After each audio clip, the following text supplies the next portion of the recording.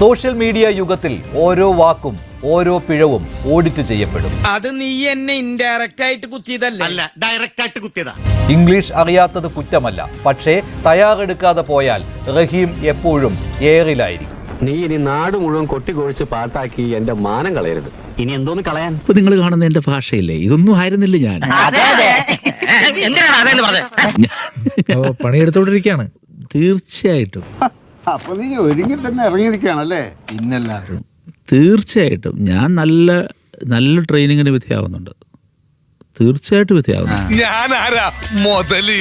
പഴയതിനേക്കാൾ ഇപ്പോൾ പാർലമെൻറ്റിനകത്ത് ആദ്യത്തതിൽ നിന്ന് ഇവിടേക്ക് എത്തുമ്പോഴേക്കും ഞാൻ വളരെ നല്ല കോൺഫിഡൻസോട് കൂടി എനിക്കിപ്പോൾ അത് കൈകാര്യം ചെയ്യാൻ ഇപ്പോൾ സാധിക്കുന്നുണ്ട്.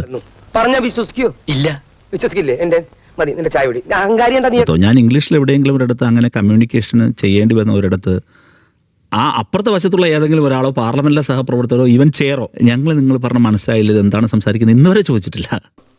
അപ്പൊ എന്റെ ഭാഗത്ത് തെറ്റൊന്നുമില്ല അല്ലേ? ട്രെയിനിങ് എടുത്തിരുന്നു, ഇപ്പോഴും എടുക്കുന്നു എന്ന് ഞാൻ പറഞ്ഞല്ലോ. ഇപ്പൊ കുറെ കൂടി അഗ്രസീവായി ഇപ്പോൾ എടുക്കുന്നുണ്ട് കൂടുതൽ.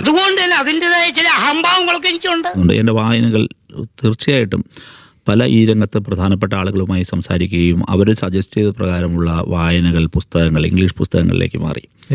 ചോദിക്കാണ്, പ്രൊഫഷണൽ ട്രെയിനിങ് എടുക്കുന്നുണ്ട്? തീർച്ചയായിട്ടും എടുക്കുന്നുണ്ട്. എനിക്ക് വിശ്വാസം പോരാ. മുതലാളിക്ക് എന്താ എന്നെ വിശ്വാസമില്ലേ?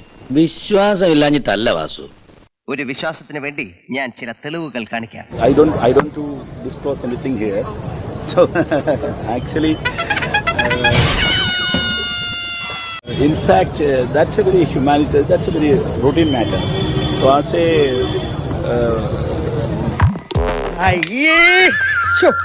so it's so definitely it's a. ഇപ്പോഴെങ്കിലും എന്റെ പ്രിയപ്പെട്ട നാട്ടുകാർക്ക് മനസ്സിലായല്ലോ. The country has been witnessed a very brutal attack, police attack against. Actually, in fact, that's a very humanitarian, that's a very routine matter. So I say.